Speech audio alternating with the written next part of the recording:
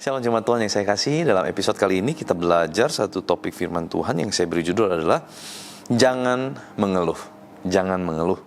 2 Korintus pasal 11 ayat 27-28. Aku banyak berjerih lelah dan bekerja berat, kerap kali aku tidak tidur, aku lapar dan dahaga.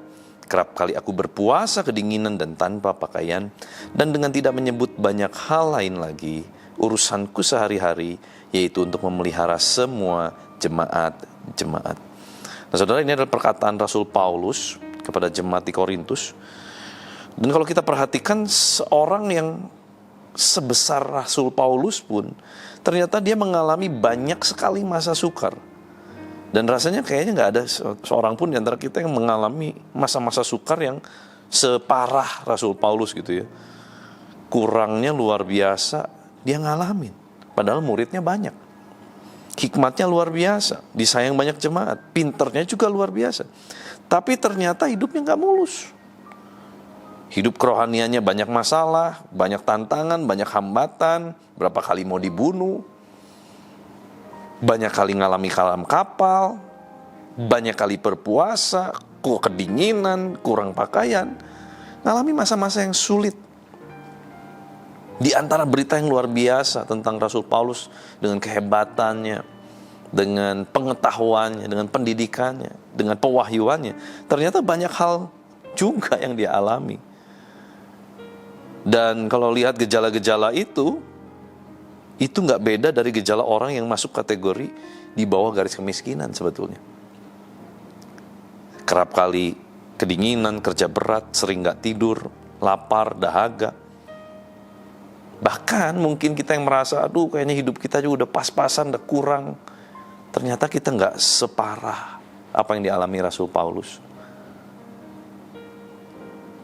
Menarik ya? Ternyata hidup ikut Tuhan itu memang nggak mudah, saudara. Salah besar kalau kita terus berpikir bahwa kalau ikut Tuhan, hidupnya harus kaya raya, semakin kaya dan semakin kaya. Ada orang yang semakin diberkati itu anugerah Tuhan. Tapi kalau kita ikut Tuhan terus hidup kita nggak diberkati, jangan sampai kita merasa bahwa kita kurang Kristen. Salah, saudara. Ini adalah satu contoh dari Rasul Paulus. Ya kurang gimana, dia rasul, saudara, gitu ya. Ternyata dia ngalami banyak sekali masalah, banyak sekali kekurangan. Saudara, kau yang lagi ngalami kekurangan, saudara jangan kecil hati. Kau lihat, Rasul Paulus pun pernah melalui itu semua. Dan dia bertahan menjaga imannya sampai akhir. Bahkan dia berkata, aku petinju yang tidak sembarangan saja memukul. Aku melihat target yang jelas untuk aku pukul, supaya aku gak sembarangan. Supaya setelah aku memberitakan Injil, aku sendiri tidak ditolak. Berarti dia sungguh-sungguh menjaga dirinya. Bukan dengan hal-hal duniawi, bukan dengan hal-hal materi. Tapi dengan hal-hal roh. Dia tahu itu lebih penting buat dia. Mungkin kita berkata, lah bukannya seorang harusnya Rasul Kristus nggak alami yang namanya kekurangan? Nggak juga tuh. Paulus ngalamin kekurangan. Bukankah harusnya mujizat yang pertama yang terjadi untuk Rasulnya dulu sebelum ke murid-murid? Nggak juga tuh. Ternyata Rasul Paulus ngalami masalah-masalah kekurangan itu. Nggak tiba-tiba datang mujizat juga tuh. Dia harus melalui itu semua. Nggak ngalami mujizat. Gak jadi bikin Rasul Paulus akhirnya kecewa meninggalkan Tuhan juga tuh. Ini adalah satu contoh. Kalau kita berseru-seru sama Tuhan dan kita belum alami mujizat, atau mungkin kita gak ngalami mujizat itu, jangan kita kecewa, jangan kecil hati. Kita harus tetap percaya bahwa Tuhan tetap baik apapun kondisi kita. Tuhan selalu baik dalam kehidupan kita. Nah, jadi kita ngerti sekarang, kita gak pantas untuk ngeluh, saudara. Malu, karena ternyata kalau dibanding dengan apa yang dilalui oleh Rasul Paulus yang seharusnya dia terima semua yang terbaik, karena dia udah menyerahkan hidupnya dengan luar biasa untuk Tuhan. Tapi justru kita lihat hidupnya justru banyak masalah, banyak ngalami hal-hal yang tidak nyaman, tidak enak, banyak kekurangan. Tapi dia tidak pernah mengeluhkan hal-hal itu. Sebab kita tahu ada upah yang menanti kita tuh di sorga.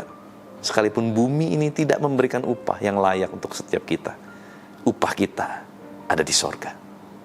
Saya sangat yakin percaya, orang yang sungguh-sungguh sama Tuhan, saudara, sekalipun hidupnya kekurangan di muka bumi ini, Tuhan pasti akan cukupkan dengan cara yang ajaib, dengan cara yang luar biasa. Pasti akan selalu ada penyediaan Allah bagi setiap anak-anaknya.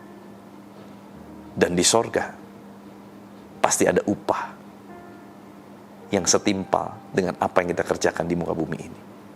Yuk kita berdoa. Tuhan, terima kasih. Ampuni kami kalau selama ini kami banyak mengeluh, banyak bersungut-sungut. Malu Tuhan kami begitu baca soal Paulus. Gak seharusnya kami bersungut-sungut. Kami masih terlalu jauh kalau dibanding dengan Rasul Paulus. Tetapi kalau bicara sungut-sungut, mungkin kami jauh lebih bersungut-sungut, banyak bersungut-sungut. Ampuni kami Tuhan. Ampuni kami Tuhan. Biar kami kedapatan berhenti untuk mengeluh, berhenti untuk bersungut-sungut, tetapi mulai untuk bersyukur, memuliakan Tuhan, percaya sama Tuhan, bahwa apapun keadaannya, Tuhan pasti sanggup menyediakan, Tuhan pasti sanggup mencukupkan, Tuhan pasti sanggup memberikan yang terbaik dalam kehidupan kami. Tuhan berkati anak-anak-Mu, berkati dalam usaha, bisnis, pekerjaan, kehidupan, karir, rumah tangga, perjodohan, kuliah, studi, apapun yang mereka kerjakan. Tuhan, mereka juga rindu punya keturunan. Tuhan berkati. Tuhan bukakan setiap rahim yang mandul. Tuhan buka di dalam nama Yesus. Sembuhkan yang sakit. Pulihkan mereka Tuhan. Bebaskan yang terikat. Lepaskan yang terbelenggu. Di dalam nama Tuhan Yesus. Di dalam nama Tuhan Yesus Kristus, kuasa kehidupan, kuasa kebangkitan Kristus mengalir memerintah atas kami. Haleluya, sama-sama kita katakan amin. Tuhan Yesus memberkati.